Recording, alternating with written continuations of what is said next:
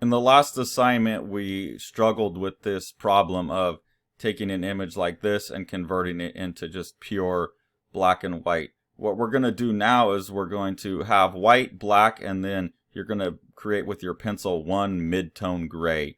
So now I could take an image like this and maybe treat it like this. And you'll see how that will solve some of the problems where I can still get the darkest darks in here, the darkest darks in the jacket. But it also separates out from the chair, and then that flat gray that I'll put in with the pencil will let me get the mid-range, so I can still get a sense of light and dark, but also accommodate for really dark, really actual black values, and these midtones. You could still, you know, depending on how dramatic you want the image to be, you could still play around with what counts as dark enough for black, what counts as dark enough for the gray, and what counts as dark enough, or sorry, light enough to stay white. That's still up to you.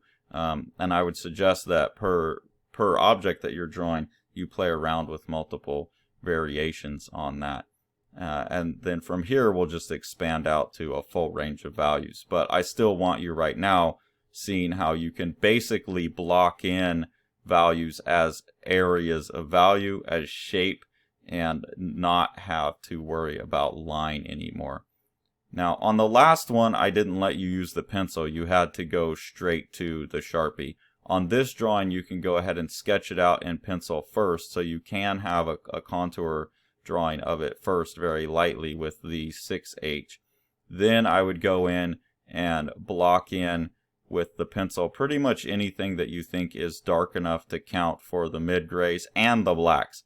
Then take your Sharpie and fill in what you think the blacks should be, and then you can go back in and expand the grays if you need to, and then you can work back and forth between the grays. But this is a fantastic student example. This is what it should look like. It should be the Sharpie being the black. The pencil should be creating about a 40-50% gray in the middle. Don't get it too light. I should be able to see it in the photograph, see it from a distance.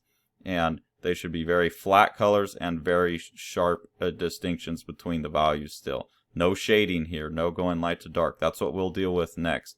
Right now it's still about breaking things down into an abstract representation of black, mid-gray, and white. This should end with the Sharpie, and the gray should probably be put in with the HB pencil.